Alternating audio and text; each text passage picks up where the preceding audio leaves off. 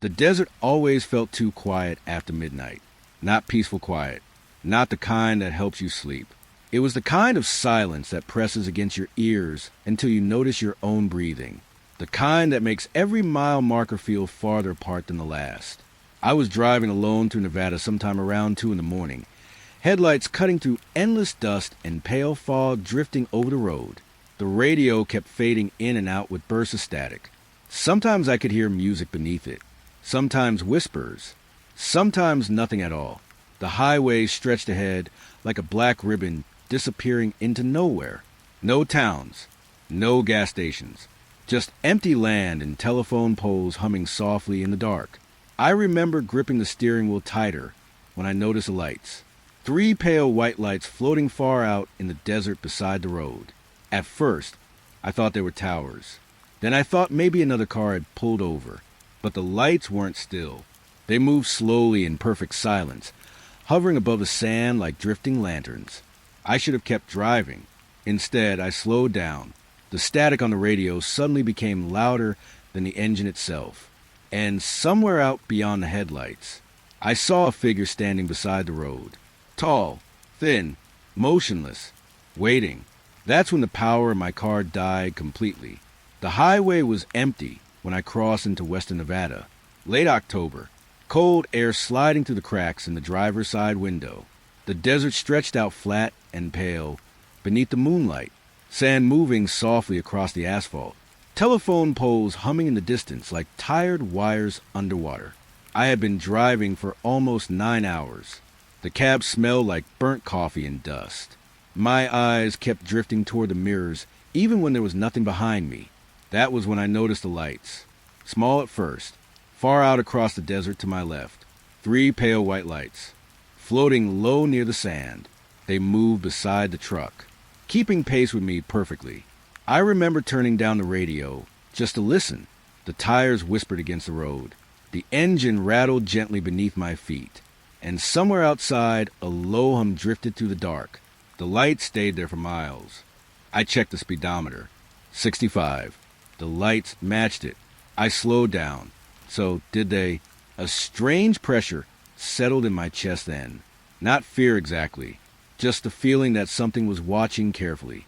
Mile marker 11 passed. Then 12. The radio crackled suddenly with thick static.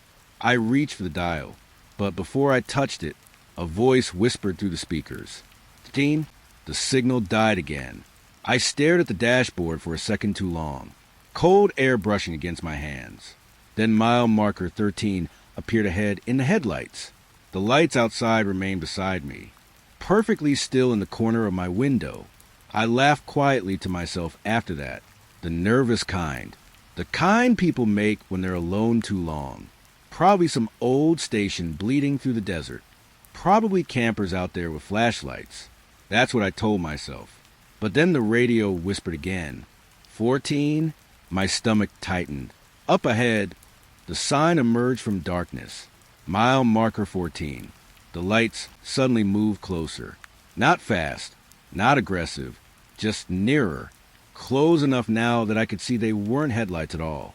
They glowed softly through the blowing sand, round and pale, almost floating above the ground. I pulled onto the shoulder. Gravel cracked beneath the tires. The truck hissed softly as the brakes locked, and the light stopped too. The desert became completely silent. No wind, no insects, nothing. Even the hum disappeared. I sat there gripping the steering wheel while cold sweat gathered behind my neck. The lights hovered maybe 50 yards away now, waiting. I could feel it somehow. The radio remained dead, only static breathing softly through the speakers. Then one of the lights blinked out, then another. The last one lingered a few seconds longer before vanishing into the dark. I started driving again immediately. The engine groaned back to life. The truck rolled forward. And for a while, everything felt normal again, until the numbers started. 15, static. 16, the voice sounded calm, almost sleepy. I kept my eyes on the road after that. Hands tight on the wheel. The desert looked wrong now. The shadows beside the highway seemed taller. The sand darker somehow. Around midnight, I spotted an abandoned rest stop ahead. A cracked parking lot. Broken vending machines near the entrance. One dead street lamp flickering weakly in the wind. I told myself I only needed coffee. A few minutes to breathe. But the second I stepped out of the truck, I smelled rain on the cold air, even though the sky was completely clear. My boots pressed into soft sand beside the parking lot, and that was when I noticed the footprints. Fresh ones, circling the truck, slow loops around the entire vehicle. I froze. The prints looked human. Bare feet, long narrow toes pressed deep into sand. They circled the truck again and again, never moving away from it. I looked out toward the empty desert. Nothing, only darkness, and pale moonlight over the dunes. The wind moved softly through the rusted fence nearby, metal creaking gently back and forth. Then the humming returned. Low, deep, not from the sky, from beneath the ground. I felt it through the soles of my boots first. A vibration under the asphalt, soft at first, then stronger. The loose sand around the footprints trembled slightly. The humming stretched out beneath the entire rest stop, like enormous machinery buried far below the desert floor. I backed toward the truck slowly, my breath fog in front of me despite the dry heat. The vibration grew steadier, and somewhere far beneath the road, something knocked once, a deep metallic thud under the earth. I climbed into the cab, so fast, I nearly dropped my keys. The radio burst alive the second the engine started. Static screamed through the speakers. Then the whisper returned one last time. "Don't stop!"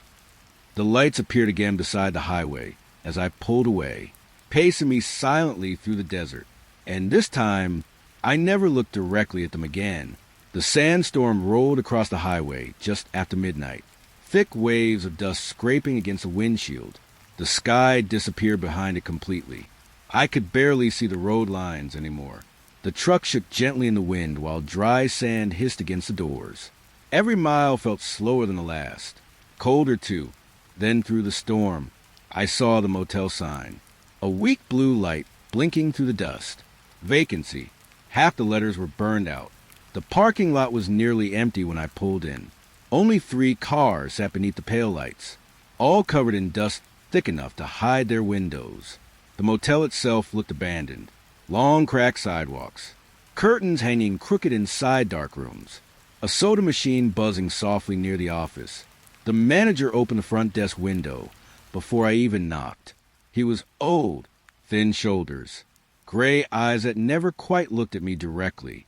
His voice came slow, almost tired. "Room 6 is locked." I frowned slightly. I hadn't asked for room 6. He slid a key across the counter. "Stay inside after 3:13. The fluorescent light above him flickered once, then steadied again. I wanted to ask what he meant, but the man had already stepped back into the darkness behind the office.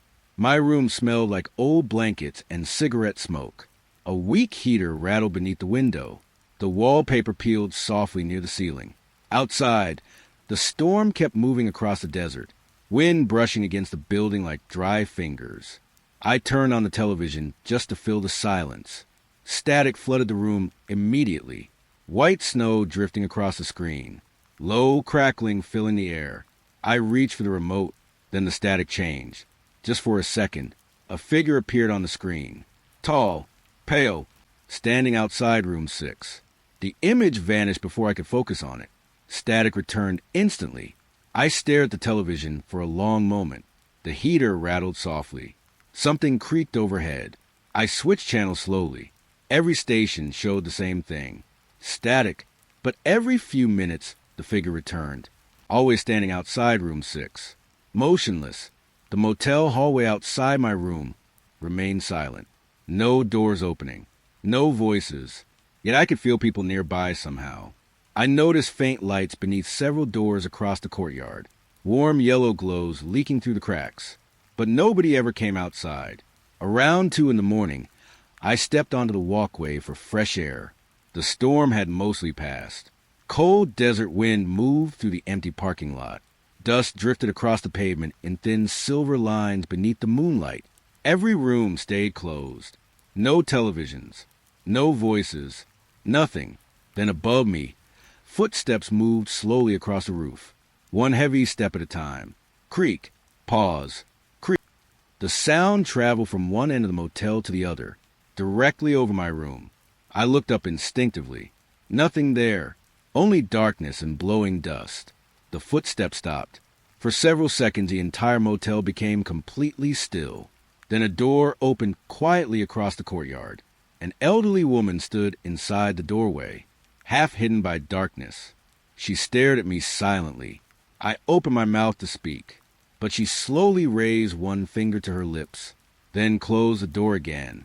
The lock clicked softly. I went back inside immediately after that. My hands felt cold despite the heater running beside the bed. The television flickered again.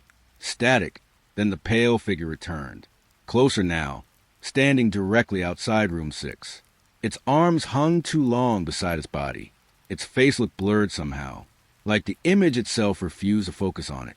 The screen snapped back to static once more. I checked the clock beside the bed. 3:12 a.m. The heater stopped suddenly. Silence filled the room. Then came a soft knock from outside. 3 slow taps against a window. I froze instantly. Another knock, gentle this time. The curtains moved slightly beside the glass. Not from wind, from something brushing against them outside. I remembered the manager's warning then. Never look out the window after 3:13 a.m. The digital clock changed quietly beside the bed. 3:13. The knocking stopped. For a long time I sat perfectly still beneath the pale television glow, listening to my own breathing, listening to the silence pressing against the motel walls. Then above me, the footsteps returned, slowly crossing the roof again. But this time, they stopped directly over my bed. I saw her just before dawn. The highway stretched empty for miles beneath a gray sky. Cold desert wind drifting across the road. Dust moving like smoke beside the guardrails. She walked along the shoulder alone. No coat, no bag, no shoes. Her bare feet touched the asphalt slowly while the wind pulled at her pale dress. At first, I thought she might be injured, lost maybe. But when I slowed beside her, she turned her head immediately, like she had been waiting for me. Her face looked calm. Too calm for someone stranded alone in the desert. "Can you take me north?" she asked softly. Her voice barely rose above the engine noise. I unlocked the passenger door. The inside of the truck grew strangely cold after she climbed in. Not freezing, just damp somehow, like rain-soaked clothes. She folded her hands quietly in her lap while the tires hummed beneath us. For several minutes, neither of us spoke. The sunrise slowly painted the desert pale orange outside the windows, dry hills stretching endlessly beneath the morning fog.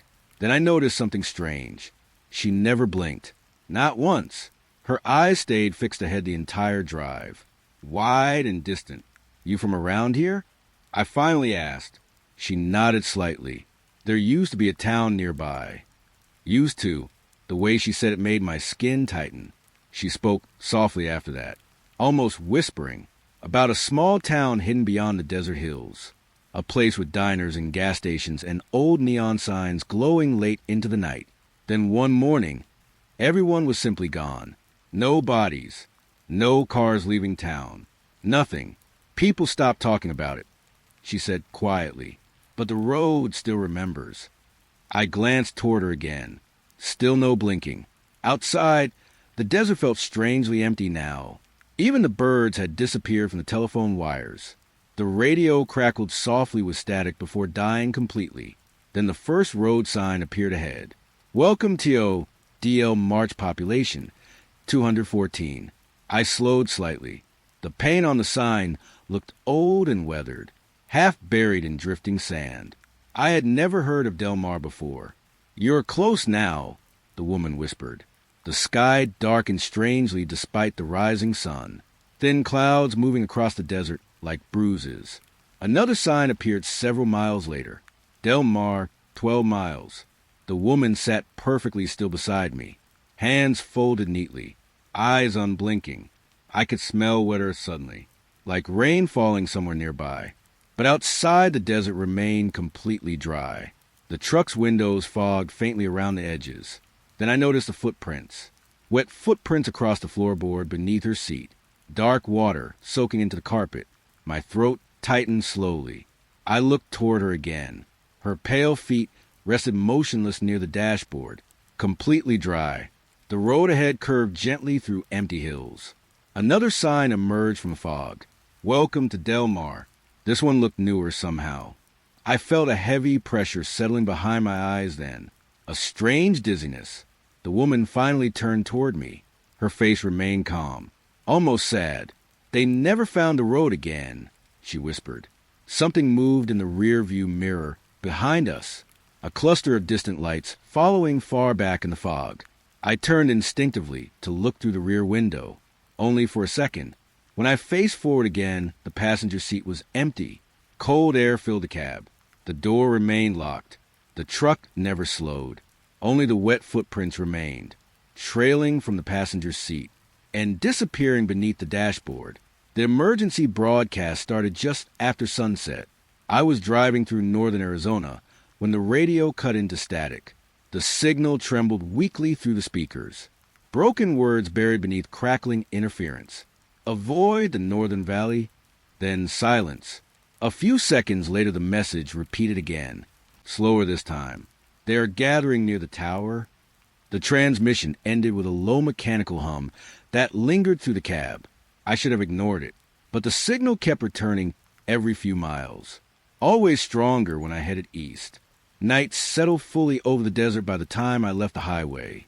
My headlights rolled over empty dirt roads and rusted fence posts half buried in sand. The farther I drove, the quieter the world became. No insects, no passing cars, only wind brushing softly over the dunes.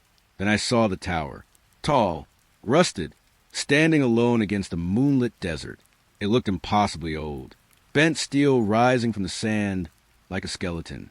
And yet, the red warning light at the top still blinked slowly.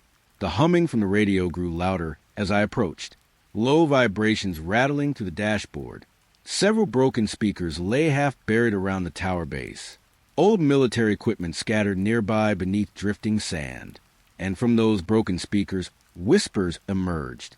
Dozens of faint voices overlapping softly, too distorted to understand fully. I stepped closer, cold wind brushing against my jacket. One phrase surfaced clearly from the static. Don't let them see you. The whisper repeated several times before dissolving again. Nearby, I found a small metal case buried beside the tower supports. Inside were cassette tapes, dozens of them, each labeled carefully by date. At first, I thought the labels were faded. Then I realized the years were wrong. My hands felt numb holding them. One tape player still sat nearby beneath a tarp coated in sand. Old batteries somehow still working. I pressed play on the nearest cassette. Static flooded the speakers.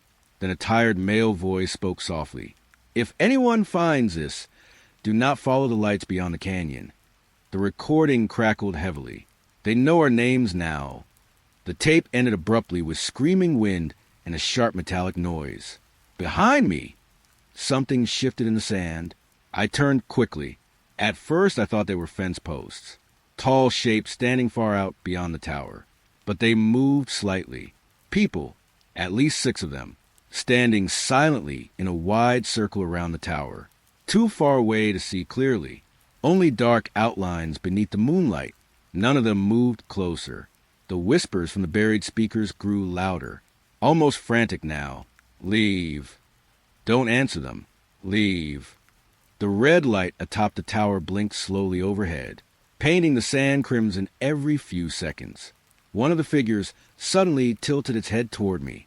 Then a voice drifted across the desert. Soft, calm, calling my name. Every muscle in my body locked instantly. I had never heard that voice before, and yet somehow it sounded familiar. The figures remained motionless afterward, watching silently from the darkness. The wind stopped completely around the tower. Even the whispers faded. Only the humming remained beneath the sand. Deep, endless, like enormous machinery waking somewhere underground. Fog covered the highway thick enough to swallow the headlights. The road ahead faded into pale gray darkness, while cold moisture gathered across the windshield. Everything outside the car looked blurred and distant. I should have stopped driving hours earlier, But the silence inside the cab felt worse than the road. The fog pressed against the windows softly. The engine hummed low beneath my feet. And somewhere beyond the headlights, something moved. I saw it suddenly, a shape crawling across the highway. Fast, too fast. I slammed the brakes hard. The truck skidded sideways, slightly as tires screamed against wet asphalt. The creature disappeared beneath the fog before I could understand what I'd seen. Long arms, bent limbs, movement that looked almost human. Almost. I stepped outside carefully. Cold mist soaked through my jacket immediately. The highway stretched silent in both directions. No animal, no footprints, nothing, only deep scratch marks across the pavement. I climbed back inside quickly after that, hands shaking slightly against the steering wheel. Several miles later, the scratching started beneath the truck, slow scraping underneath the floorboards, metal groaning softly below me. I pulled onto the shoulder and grabbed my flashlight. Fog drifted around my boots while I crouched beside the truck. Fresh scratches covered the underside, long deep grooves carved into metal, as if enormous nails had dragged across it while I drove. My flashlight flickered once, then went dark completely. I returned to the cab immediately. The GPS screen glowed pale blue in the darkness. Its map trembled strangely before rerouting itself. Recalculating, the road ahead twisted into a new direction. I followed it for nearly 30 minutes through empty fog-covered highways. Then I saw the animal, lying dead in the road ahead, its body twisted unnaturally against the pavement, dark blood spreading beneath it. I slowed carefully around it and kept driving. 10 minutes later, the GPS rerouted me again. Another empty turn, another lonely road buried in fog. And somehow, I returned to the same dead animal. Exactly the same position. Same blood, same torn body. Only this time, it looked different. The limbs seemed longer now, more human-shaped somehow. I drove faster after that, heart pounding quietly inside my chest. The GPS kept redirecting me in circles, every road bending back toward the fog, every turn leading nowhere. In every loop, the body changed a little more. By the fourth time, I could see fingers. Pale human fingers curled against the asphalt. The face remained hidden beneath the fog. The scratching beneath the truck returned, louder now, dragging slowly under my feet while I drove. Then the GPS screen flickered. For one brief second, the map disappeared entirely. In its place was a single line of text. Stop looking back. My breath caught instantly. The rear-view mirror reflected only darkness behind me. Thick moving fog swallowing the road. Then something pale shifted inside the mist, crawling low behind the truck, keeping pace with me. Its arms bent the wrong way as it moved. The scratching beneath the vehicle suddenly stopped. Complete silence filled the cab. Then came one soft knock, directly beneath my seat. The fuel light turned on just after midnight. I was somewhere along the Nevada border then, miles from the nearest town. Nothing around me except empty desert and telephone poles swaying in the cold wind. The highway looked endless beneath the moonlight, dark asphalt cutting through pale sand. I checked the GPS twice. No gas stations nearby. Still about 20 minutes later, I saw the lights. A glowing station sitting alone beside the road. Bright yellow pumps. Clean windows. A red neon sign buzzing softly above the canopy. I slowed immediately. The place looked strangely untouched compared to everything around it. No dust on the windows. No cracks in the pavement. Almost too clean. The pumps clicked softly while I filled the tank. Warm air drifted from somewhere beneath the station canopy, carrying the smell of gasoline and coffee. Inside the store, old fluorescent lights flickered gently overhead. Rows of snacks lined the shelves perfectly. Every aisle completely still. A man stood behind the counter, watching me. His smile came slowly, unnaturally slow. "You've been driving a long time," he said. His voice sounded stretched somehow, like a recording played slightly too slow. I nodded quietly. Behind him, 3 clocks hung on the wall. Each showed a different time. 12:14, 3:51, 9:02. The ticking filled the store softly, uneven, out of rhythm. A child sat near the soda machines in the corner, maybe 8 or 9 years old. She drew quietly on sheets of paper spread across the floor, black marker moving in slow circles. Over and over again, the same symbol appeared. A solid black triangle. Dozens of them. The child never looked up once. "You headed east?" the cashier asked. I shrugged slightly, trying to. His smile widened just a little more. "Most people are." Something about the way he said it made the air feel colder. I grabbed coffee from a machine near the back wall. The liquid poured thick and black into the cup, while static crackled softly from an old radio beside it. Whispers drifted through the interference. Too faint to understand. Then I noticed the freezer doors. My reflection looked wrong in the glass. Delayed. For half a second, it moved after I did. I stepped back immediately. The child finally looked toward me from the corner. Her eyes seemed strangely tired. Without speaking, she slowly held up another drawing. The black triangle filled almost the entire page now. And inside the triangle, she had drawn a tiny figure standing alone. Me. The overhead lights flickered hard once. Every clock changed suddenly.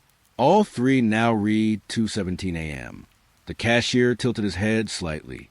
"You should keep driving before morning." The radio behind me burst into loud static. For one brief moment, I thought I heard distant screaming buried inside it. I left quickly after paying. The receipt felt warm in my hand despite the cold air outside. The desert had gone completely silent. No wind anymore. No insects. Only the soft electrical hum from the gas station lights. I climbed into the truck and drove until sunrise. The station disappeared behind me into darkness. Hours later, I stopped beside the highway to check the receipt again. The paper trembled slightly in my hands. The printed date read, October 18th, 2006. 20 years earlier.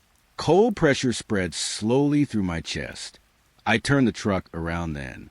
Drove back the same highway for nearly an hour. But the gas station was gone. Only empty desert remained beside the road. Flat sand, dry wind, nothing else. I camped beside the dry basin because I was too tired to keep driving.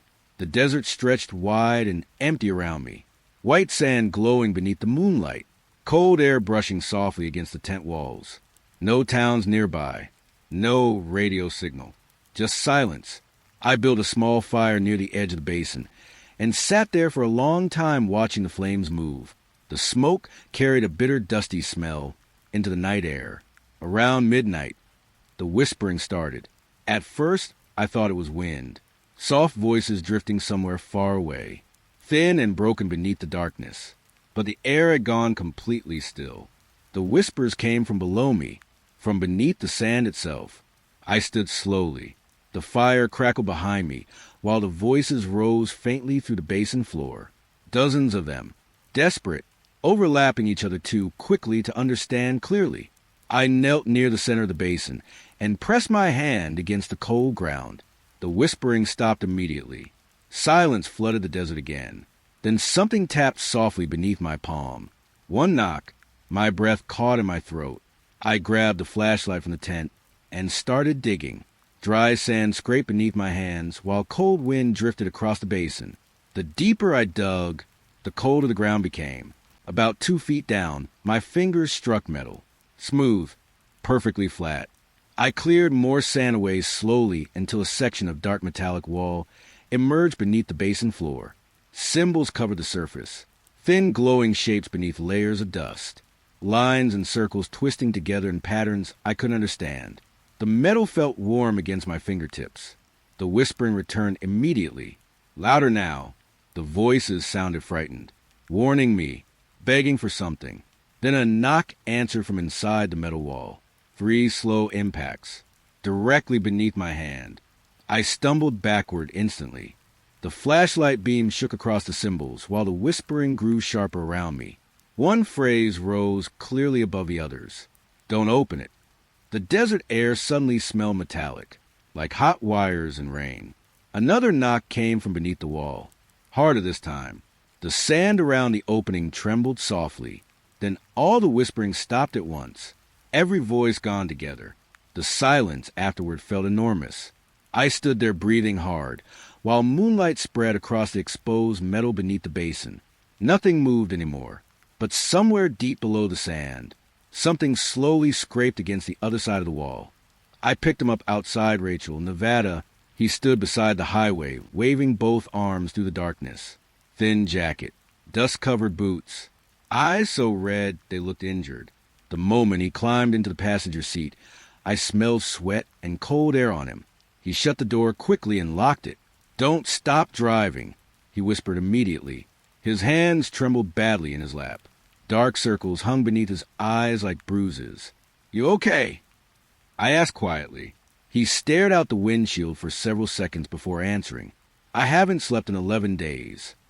The tires hummed softly beneath us, while desert hills rolled past outside the windows. The sky remained black and empty above the highway. He kept glancing behind us, watching the mirrors constantly. Finally he spoke again. I saw lights over the desert near Area 51. His voice sounded dry and cracked. After that, they started following me. I didn't answer right away. The man rubbed his eyes hard with trembling fingers. They only move when nobody's looking. Cold silence filled the cab after that. I turned on the radio, quietly just to break the tension. Only static answered. Outside, another vehicle passed heading west. Its headlights slid across our windshield briefly, but as the car passed beside us, I noticed the inside was empty. No driver, no passengers, just darkness behind the glass. The hitchhiker saw it too. His breathing quickened instantly. "They're empty now," he whispered. Every vehicle after that looked the same. Cars, trucks, even a passing bus. All moving silently through the night with nobody inside. The hitchhiker refused to let me slow down once. Every time I touched the brakes, he panicked. "Keep moving," he kept whispering. "Please just keep moving." Around 4 in the morning, fog drifted low across the desert highway. The headlights barely reached through it. The hitchhiker stared ahead without blinking. "You ever feel like the road changes behind you?" he asked softly. Before I could answer, every light inside the truck flickered once. The dashboard dimmed. The radio burst into violent static. Then for one brief second, bright white lights appeared high above the highway, floating silently over us. The hitchhiker covered his face immediately. "Don't look at them." The lights vanished almost instantly back into the fog, but the cold pressure inside the cab remained. Heavy, watching. Neither of us spoke for a long time after that. Then slowly, the sky began turning pale blue ahead. Sunrise. The hitchhiker relaxed slightly for the first time all night. I glanced toward him briefly. "You got somewhere safe to go?" I asked. No answer came. The passenger seat was empty. The door remained locked. No movement outside. Only a deep impression remained in the fabric where he had been sitting moments earlier, and on the fogged passenger window. Someone had traced 3 long marks downward from the inside. The canyon road was crowded for the first time in days. Cars stretched along both lanes beneath the desert cliffs, headlights glowing softly against the rocks. Cold evening wind sweeping dust across the asphalt. Traffic slowed almost to a stop ahead. At first, I thought there had been an accident. Then every engine died at once. Silence rolled across the canyon. No motors, no voices, nothing. People slowly stepped from their vehicles one by one. Nobody spoke. They simply stared upward. I followed their eyes toward the sky. 3 black triangular shapes hovered above the canyon. Massive, silent. They hung motionless against the stars while pale light drifted beneath them like fog. The air suddenly felt heavy around me, warm and cold at the same time. Someone beside me dropped their phone onto the pavement. They didn't even notice. Every person along the highway stood perfectly still, staring upward, faces pale beneath the strange light. The triangles never moved, yet somehow they felt closer every second. A low vibration spread through the canyon walls, soft enough to feel more than hear. My chest tightened painfully. I checked my watch. 11:42 p.m. The second hand wasn't moving. None of the clocks inside the nearby cars moved either. Time itself seemed frozen beneath the hovering shapes. I tried speaking once. The words barely left my mouth. Even breathing felt slow. Hours might have passed after that. Or seconds. I still can't tell. The pale light above us deepened slowly into blue. Shadows stretched strangely across the canyon walls. Nobody moved. Nobody looked away. Then suddenly, everything went dark. The vibration stopped instantly. The cold night air rushed back across the highway. People staggered slightly as if waking from sleep. The sky above the canyon was empty. The black shapes were gone. Car alarms echoed faintly in the distance. Someone nearby started crying softly. I looked at my watch again. 4:18 a.m. Over 4 hours missing. Drivers slowly returned to their vehicles without speaking. Faces blank. Confused. Several cars had abandoned with doors hanging open. No sign of the people who had been standing beside them earlier. The engine started normally now. The highway slowly came alive again. But nobody talked about what happened. Nobody even looked at one another. As I drove out of the canyon, dawn crept slowly over the desert hills, and high above the fading stars, I thought I saw one enormous black shape still watching silently from the sky. I found the town after missing a highway turn sometime past midnight. The road curved through empty desert hills for nearly an hour before the lights appeared ahead. Warm yellow windows glowing softly beneath the fog. The sign at the edge of town had no name on it, just faded paint and rusted bolts. The streets were completely empty. No cars moving. No voices. Only old streetlights humming softly in the cold air.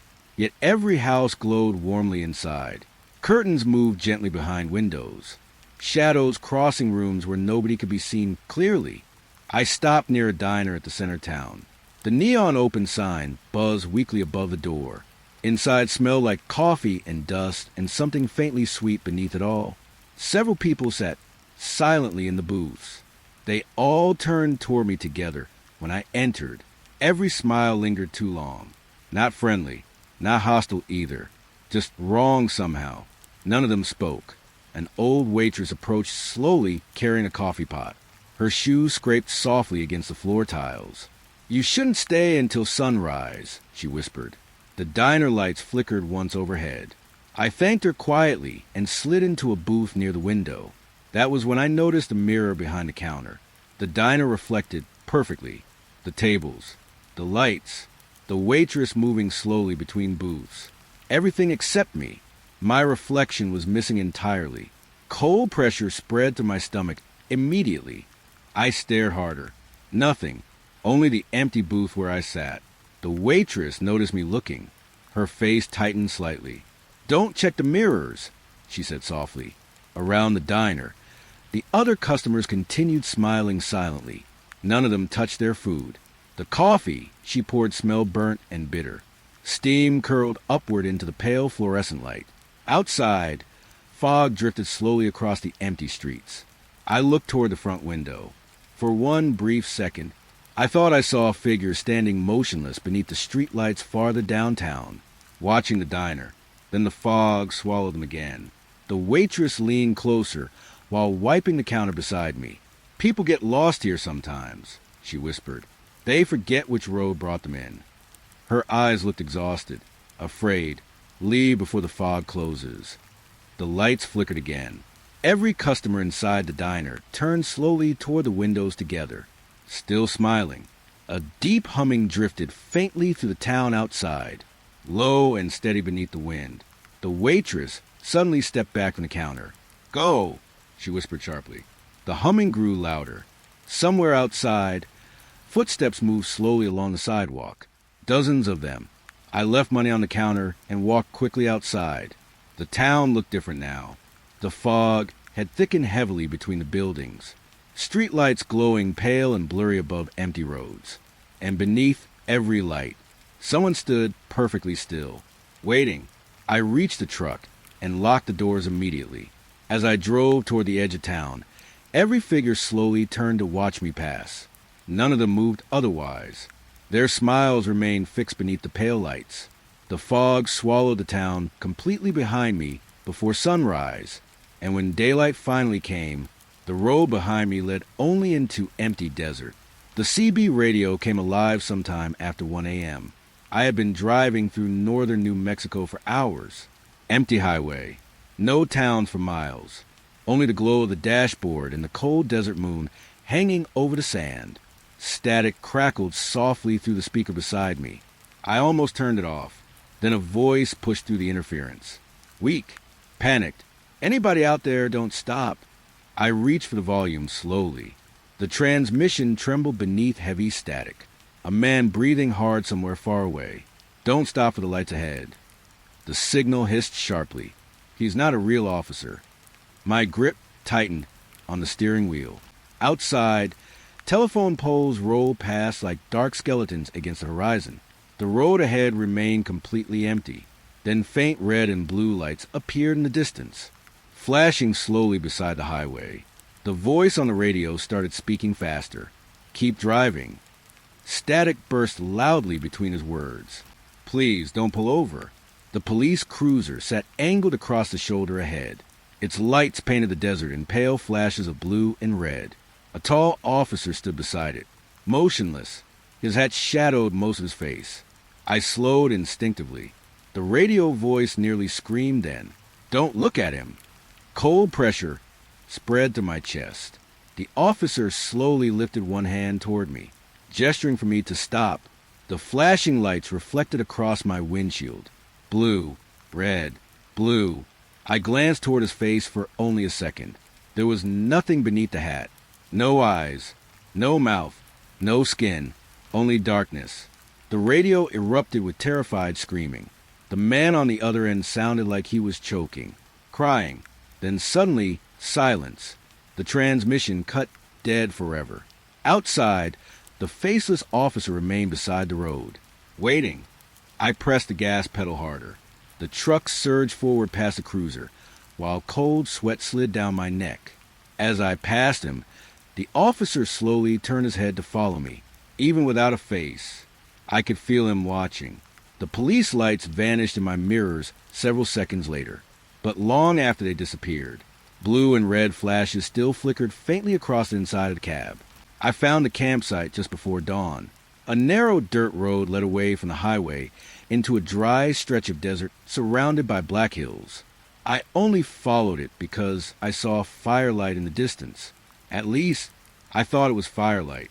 The campsite sat silent beneath the stars. Half a dozen tents circled around dead campfires buried in ash. Old lawn chairs faced inward toward the center, and every camper sat perfectly still, sleeping.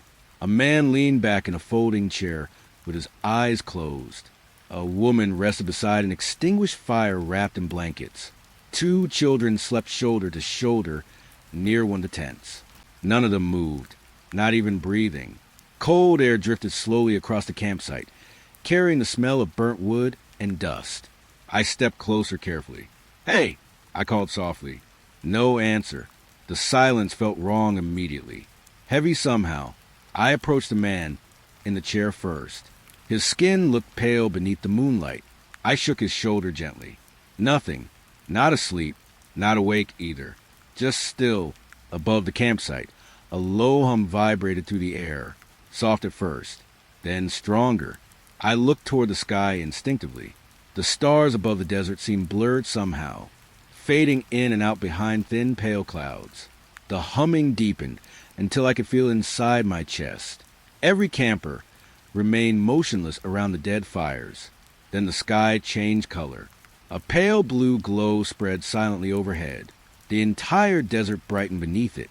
Sand, tents, faces, everything washed in cold blue light.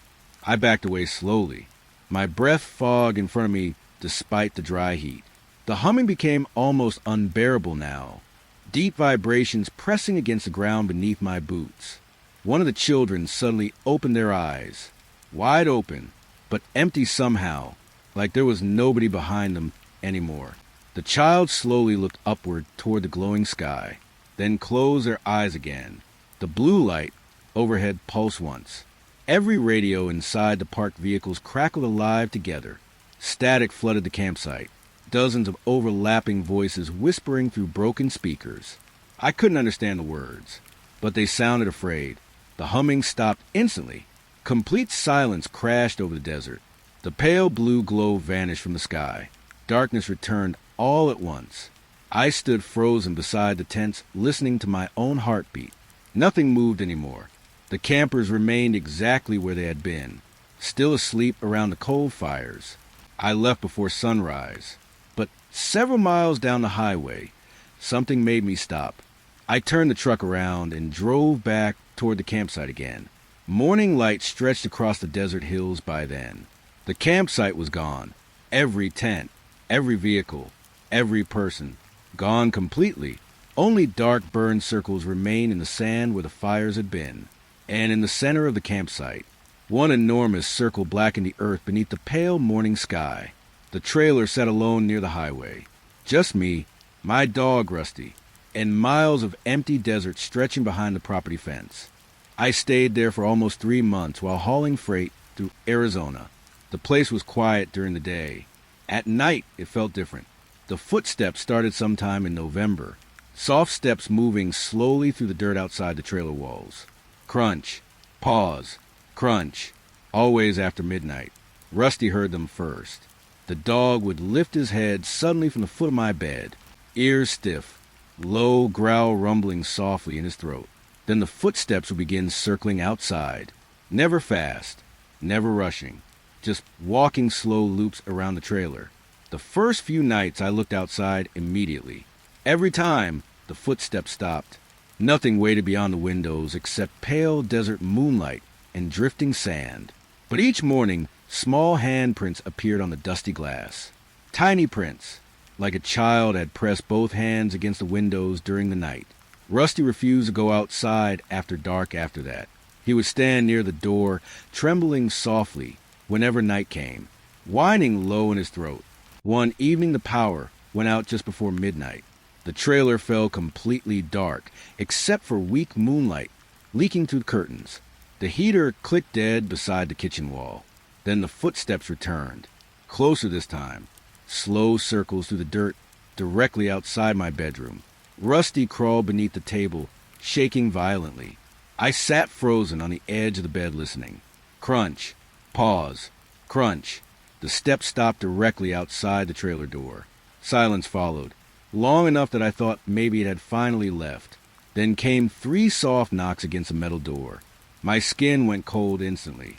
Rusty whimpered loudly beneath the table. Another knock came, gentler this time. The trailer walls creaked softly around me, while cold wind brushed against the roof. I forced myself toward the window beside the door. The footsteps had stopped completely now. I pulled the curtain aside slightly. Nothing stood outside, only darkness and pale sand stretching toward the highway. Then something touched the glass softly from the other side. A small hand. Pale fingers pressed against the window inches from my face. I stumbled backward immediately.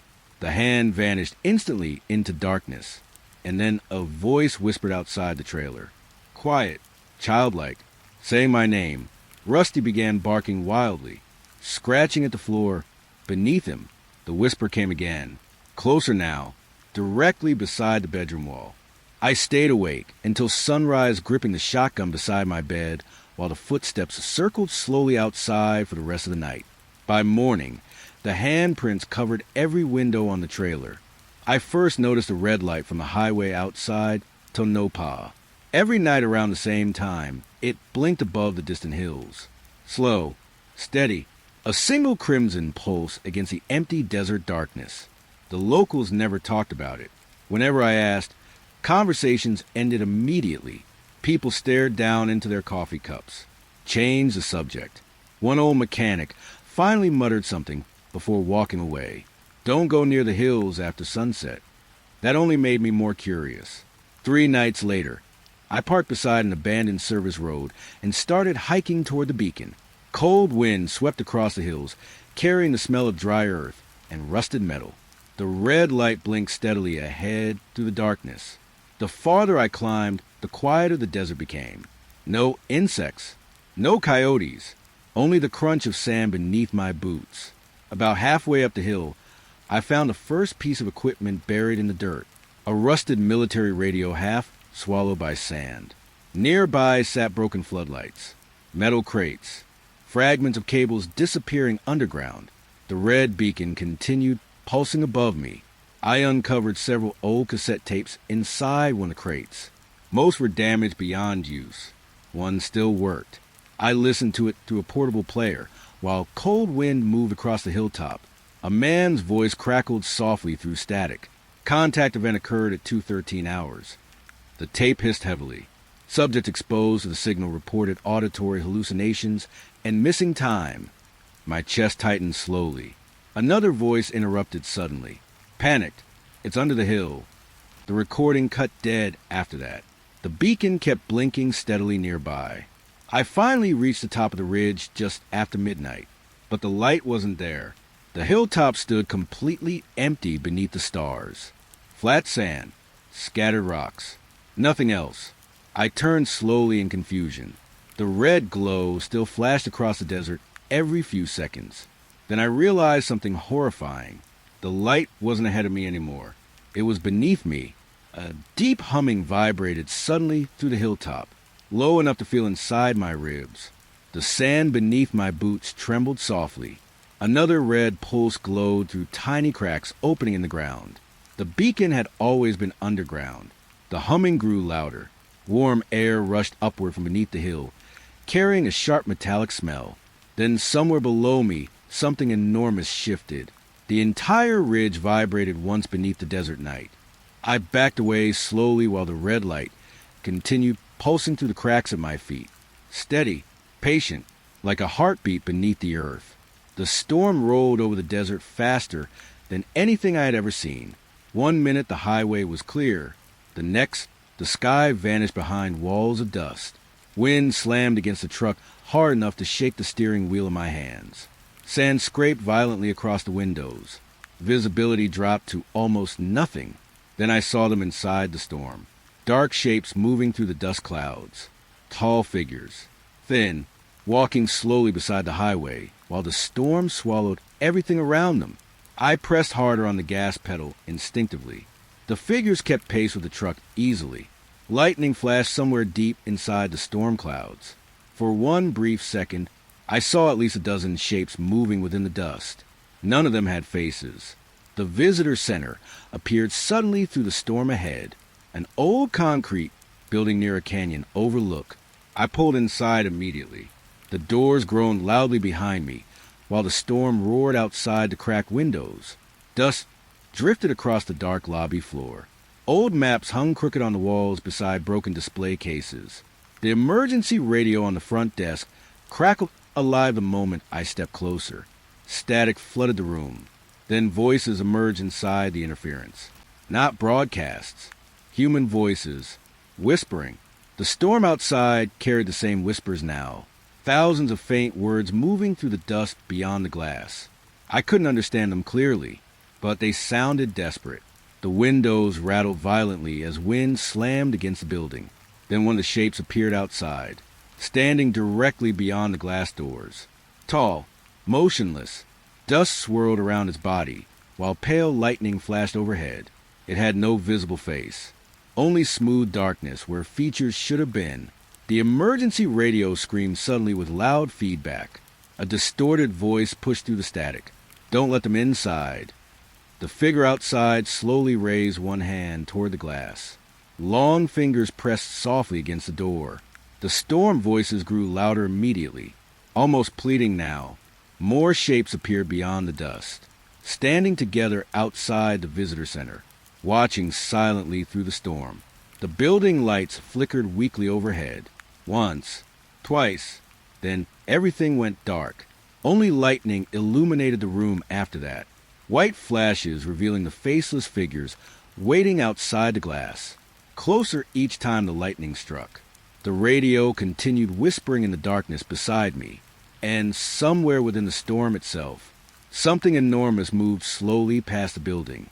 I noticed the exit sign around 2 a.m. I had driven that highway before, dozens of times, but I had never seen exit 43. The sign stood alone beneath a flickering streetlight, paint faded, arrow pointing into darkness. No town name, no distance marker, just exit 43. I should have kept driving. Instead, I turned. The road curved away from the highway immediately. No traffic, No lights behind me anymore. Only darkness stretching ahead beneath the headlights.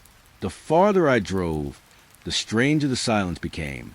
Even the tires seemed quieter against the pavement. Then the subdivision appeared. Rows of unfinished homes beneath weak yellow streetlights. Concrete sidewalks leading nowhere.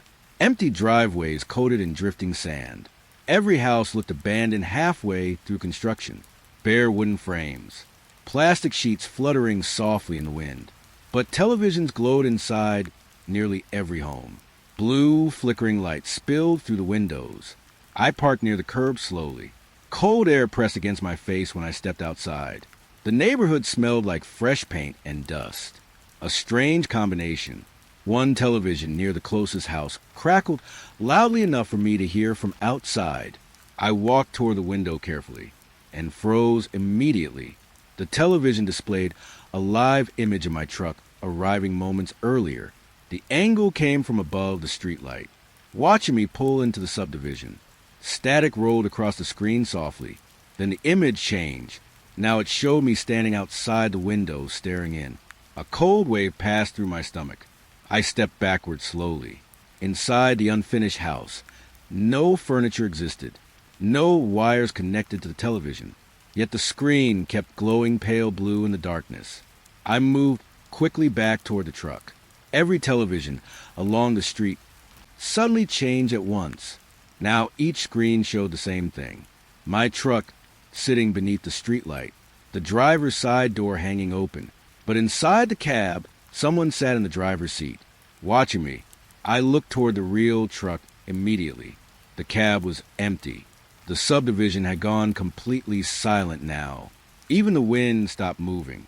Then upstairs in one of the unfinished homes, something shifted behind a second-floor window, a tall shape standing motionless in the darkness. Another shape appeared in the next house. Then another, watching silently from the upper windows all along the street. I climbed into the truck fast and started the engine.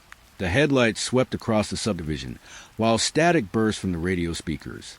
The road behind me was gone. Where the exit road should have been, there was only darkness. Endless black stretching beyond the subdivision entrance. My breathing grew shallow, cold sweat sliding down my neck. The televisions flickered violently inside every house now. Bright blue light, flashing across the empty streets. And in each second-floor window, the figures remained perfectly still, watching. Then one of them slowly raised an arm toward me.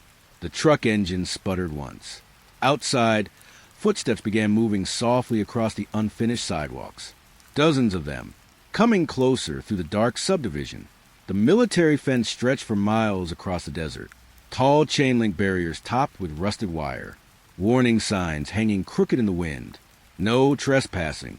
Restricted area.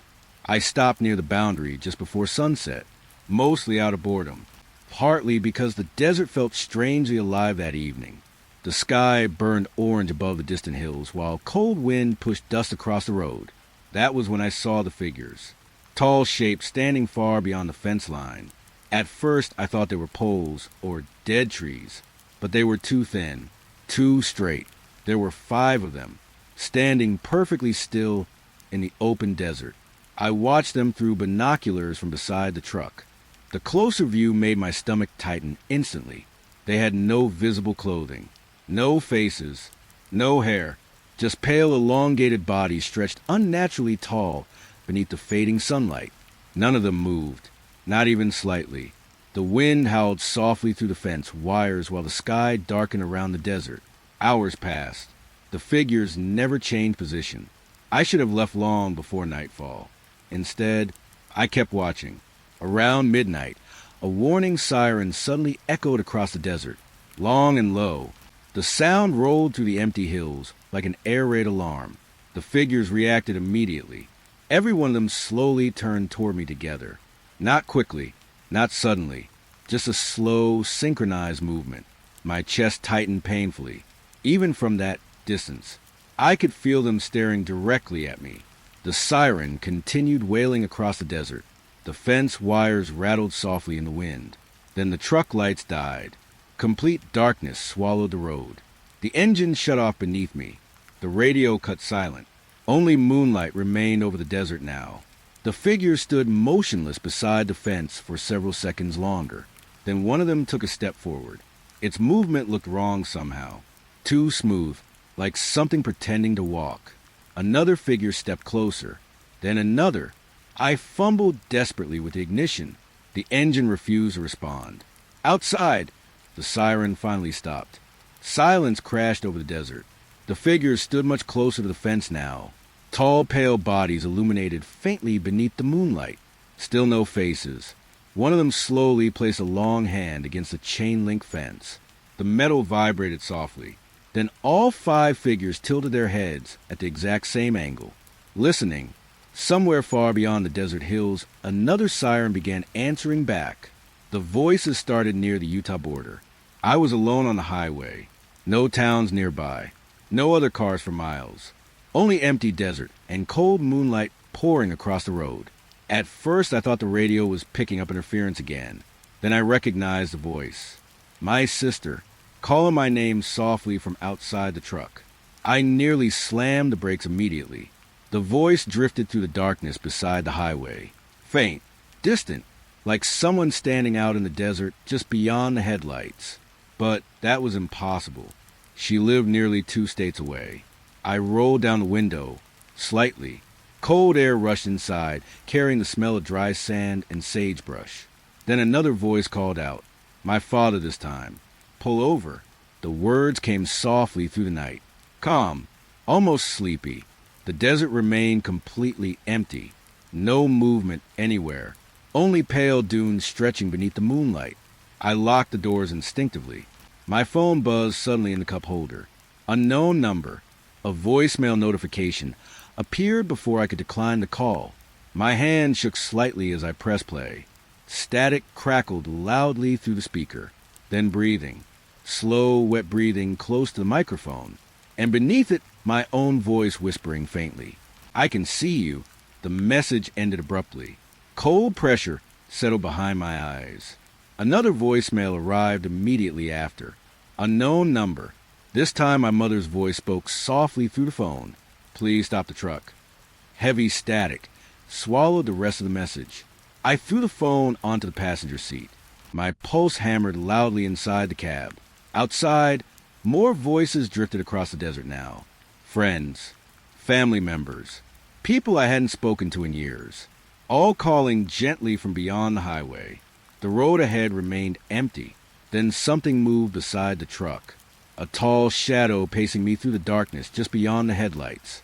I couldn't see it clearly. Only glimpses between the sagebrush and drifting sand. The phone buzzed again. Final voicemail. I stared at the screen for several seconds before pressing play. Static hissed softly. Then my own voice spoke clearly. Pull over. The message ended with a quiet laugh that did not belong to me. At that exact moment, something tapped softly against the passenger window. 3 slow knocks from outside the truck. I found the observatory high above the desert canyon.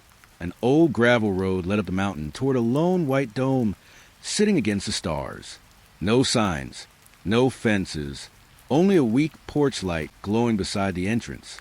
The astronomer opened the door before I knocked. He looked exhausted, thin face, gray beard, eyes dark with sleeplessness. You came on the right night, he whispered. Inside, the observatory smelled like dust and machine oil. Old monitors flickered softly along the walls beside stacks of handwritten charts. The telescope sat beneath the open dome pointed toward the eastern sky. Cold night air drifted through the opening overhead, carrying the smell of rain and stone. The astronomer adjusted the telescope carefully while speaking in a low voice. They appeared before dawn. His hands trembled slightly against controls. At first I thought they were satellites. He gave a weak smile after that. They aren't. I looked through the telescope when he stepped aside. At first I saw only stars. Sharp white points scattered across endless black. Then something enormous moved between them. A dark shape, so massive it blocked entire sections of the sky. As it passed silently overhead, my breath caught instantly.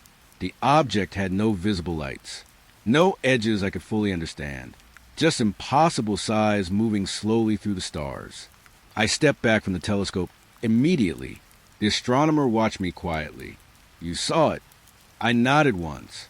There's more than one, he whispered. The monitors beside us flickered softly with grainy recordings of the night sky, dark shapes drifting silently through static-covered footage. He had dated every recording carefully. 20 years worth. They get closer every year, he said. The room fell silent after that, except for the low hum of the equipment. Outside, wind brushed gently against the observatory dome. The astronomer leaned closer to the telescope again. You can hear them sometimes before sunrise. I frowned slightly. Hear what? He never answered immediately. Instead, he pointed upward toward the opening in the dome. At first I heard only wind, then something deeper beneath it, a low vibration, soft, steady, almost like distant machinery, moving somewhere high above the earth. The astronomer closed his eyes briefly. They're still descending. Every monitor inside the observatory suddenly shut off at once. The dome lights died immediately after. Darkness swallowed the room except for the pale stars overhead. The vibration deepened through the mountain beneath us.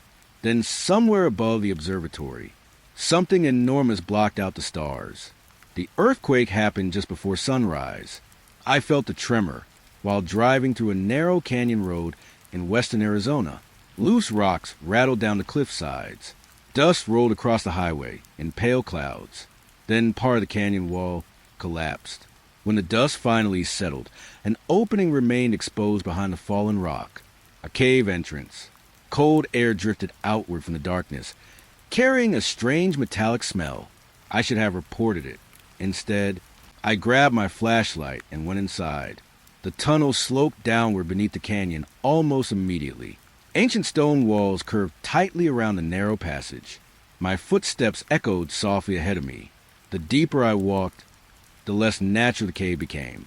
Smooth metallic surfaces appeared beneath the rock, dark walls hidden underneath centuries of stone and dust. The flashlight beam reflected strangely against them. Too clean, too perfect. Symbols covered sections of the metal passage. Thin markings carved carefully beside faded human handprints pressed into the walls. Hundreds of them. Large hands. Small hands. Some looked ancient enough to crumble away entirely. The air grew warmer deeper underground. Then the humming began. Low mechanical vibrations echoing through the tunnel ahead. Not random. Rhythmic. Steady pulses moving beneath my feet, like a giant engine hidden somewhere below the canyon. I followed the sound carefully through the darkness. The tunnel finally opened into a massive chamber deep underground. My flashlight barely reached the far walls. At the center of the chamber stood a doorway, gigantic, smooth black metal, rising nearly 30 feet high beneath the cavern ceiling. More symbols glowed faintly across its surface, soft blue patterns pulsing gently in the dark. The humming radiated from the doorway itself now, strong enough to vibrate inside my chest. I stepped closer slowly. The ancient handprints continued across the floor around it, thousands of them surrounding the sealed entrance. Some looked burned into the stone itself. The air smelled electric, sharp and dry like overheated wires. Then I noticed a movement. The doorway was trembling slightly, not opening. Something behind it was pressing against the other side. The vibration deepened suddenly through the chamber. Dust fell softly from the ceiling above me. Then came a knock. One enormous impact from behind the sealed door. The entire cavern shook violently. My flashlight flickered hard in my hand. Silence followed immediately afterward. Heavy, waiting. Then slowly, another knock echoed from the darkness beyond the door. I started driving home in early December. Weeks on the road had left me exhausted. My clothes smelled like dust and gasoline. My hands ached constantly from gripping the steering wheel too long. I kept thinking about my apartment. Warm lights, hot coffee, silence that felt normal again. But somewhere outside southern Nevada, the road changed. The first sign appeared just after midnight. A green highway marker glowing beneath pale moonlight. Eldritch, 42 miles. I had never heard of Eldritch before. A few miles later, another sign appeared. Black Hollow, next exit. None of the town names looked familiar anymore. The GPS screen flickered weakly beside me. Road lines shifting strangely across the map. Highways appearing where there should have been desert. I tried calling home. The phone rang once. Then static answered. Soft crackling filled the speaker, while distant whispers moved beneath it. I hung up immediately.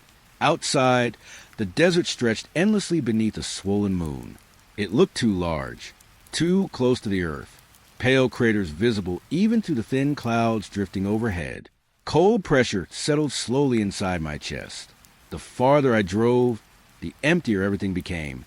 Gas stations stood abandoned beside the road, lights still glowing faintly inside empty buildings. Cars sat parked at strange angles near silent pumps, doors hanging open. But nobody was there. No voices, no movement, only wind brushing sand across the asphalt. Around 3 a.m, I stopped beside an empty station near the highway. The fluorescent lights buzzed weakly above the pumps. Inside the convenience store, shelves remained fully stocked beneath flickering lights. Coffee still steamed inside a pot behind the counter. Fresh, but the place was completely deserted. My boots echoed softly across the tile floor, while static hissed from a radio near the register. Then the static changed. A familiar voice whispered through it. "Mine, you missed a turn." The lights flickered once overhead. I backed away slowly from the counter. My breath fogged faintly in the cold air. Outside, the moon looked even larger now, hanging impossibly low above the desert hills. I climbed back into the truck, quickly. The GPS no longer displayed roads. Only one blinking message remained on the screen, recalculating route home. The message repeated endlessly. Hours passed after that, or maybe days. The desert never changed. Same empty highways, same dead gas stations, same unfamiliar town names appearing on road signs. Eventually I realized something terrible. I wasn't getting closer to home anymore. I wasn't even sure home still existed somewhere behind me. The static returned softly through the radio speakers. And far out across the empty desert, pale lights began pacing the truck once again. The town appeared just before dawn. Silent streets stretching beneath rows of pale yellow streetlights. Fog drifting low across the sidewalks. Every storefront dark. At first I thought the place was abandoned. Then I saw the figures. One standing beneath every streetlight. Perfectly still. Men, women, children, all facing the road silently while cold wind moved through the empty town. I slowed instinctively. None of the figures moved. The town radio station crackled weakly through my speakers while I passed the empty buildings. Only a low humming came through the signal. Steady, mechanical. The figures remained beneath the lights the entire length of the street. Dozens of them, motionless.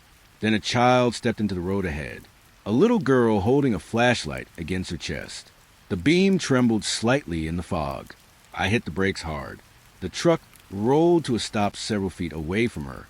She looked no older than 10. Dark hair blowing softly in the wind. Bare feet against the cold pavement. Her eyes looked terrified. "Don't stop driving," she whispered. The humming through the radio deepened suddenly. The girl glanced nervously toward the figures beneath the streetlights. "No matter what you see next." Then she stepped backwards slowly into the fog. At that exact moment, every figure in town began moving together. Slow steps across the sidewalks. Toward the truck. My chest tightened instantly. The radio static erupted into overlapping whispers, while the figures crossed beneath the pale lights. None of them moved naturally. Their arms hung too stiff beside their bodies. Their heads tilted at strange angles while they walked. And none of them blinked. I slammed my foot against the gas pedal.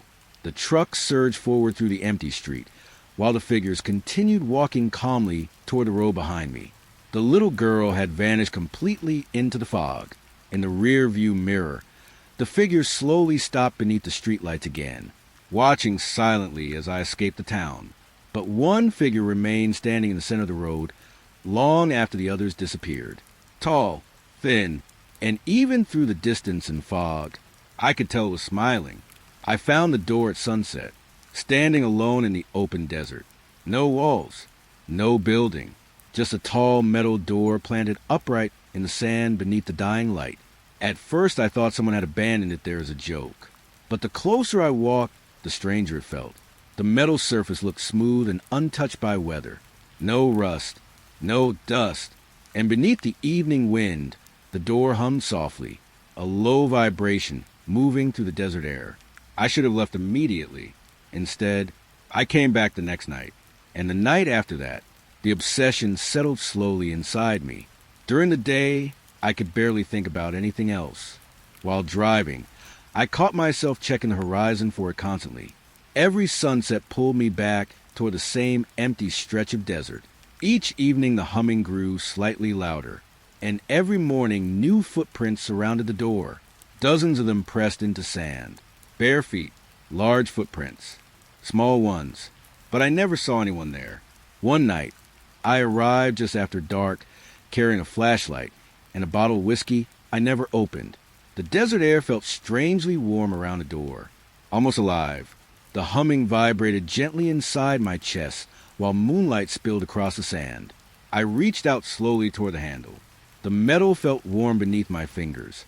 Then footsteps moved somewhere behind me, soft crunching through the sand. I turned quickly. Nothing stood there, only darkness stretching endlessly across the desert. When I faced the door again, it had opened slightly. I know it hadn't been open before. A thin line of warm light spilled through the crack into the night air. Not bright, soft, golden light glowing from somewhere beyond the darkness inside. The humming deepened immediately, and from the other side of the doorway, I heard distant voices whispering softly together. Not frightening, almost welcoming. My heart pounded hard enough to hurt. The warm light spilled farther across the sand while the door creaked open another inch by itself. I stepped closer without thinking. The desert behind me had gone completely silent now. No wind, no insects, nothing. Only the doorway breathing warm air into the cold night.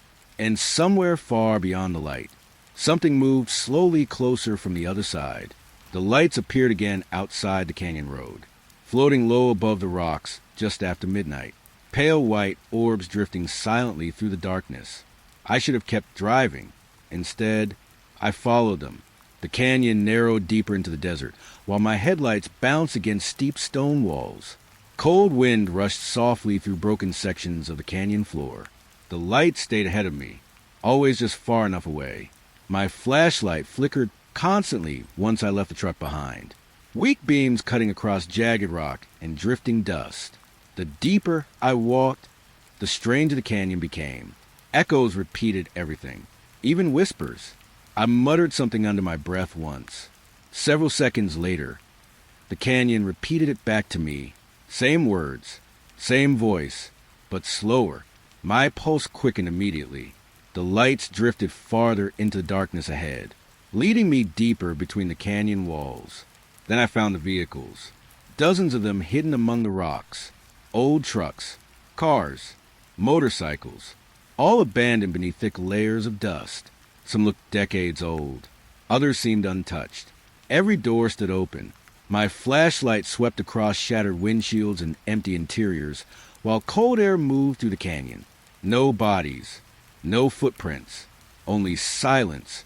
The lights suddenly stopped moving ahead of me, hovering together in a perfect circle deeper inside the canyon. The flashlight in my hand dimmed badly, the beam barely visible now. I backed away slowly. That was when the echoes returned, not repeating my words anymore, whispering different things. Soft voices moving through the canyon walls around me. Stay still. Look up. The lights drifted higher together, forming a glowing ring above the canyon floor. Then something enormous moved overhead in the darkness. I couldn't see its shape clearly, only movement, a massive shadow passing silently between the stars. Dust rained softly from the canyon walls. Loose stones rolled down around my boots. The lights circled faster now, bright enough to hurt my eyes. The whispers grew louder inside the canyon. Hundreds of overlapping voices surrounded me from every direction. My flashlight died completely. Darkness swallowed everything except the floating lights above me. And somewhere overhead, something enormous slowly unfolded itself in the dark. I've been living in the cabin for almost 4 years now. The desert is quieter here, at least during the day. At night, the radio never stopped crackling. Static drifts through the room softly after sunset, even when equipment is unplugged. I stopped trying to understand it a long time ago. The cabin sits miles away from the nearest highway. Old wood walls, tin roof, one porch light that flickers constantly in the wind. I used to think I would leave eventually, drive east, find home again, but the roads don't lead there anymore. Every route changes after dark. Sometimes I still see headlights moving slowly across the distant desert hills at night, but they never get closer, and nobody ever arrives. The radio beside my bed crackles softly while I record this, cold air slipping through the walls, the smell of dust and rain drifting in from outside. I still think about the things I saw out there, the lights pacing the highway, the town with no reflections, the figures beneath the streetlights. Sometimes I wonder if they were connected somehow, or maybe the desert simply opens things that should stay closed. I don't drive much anymore.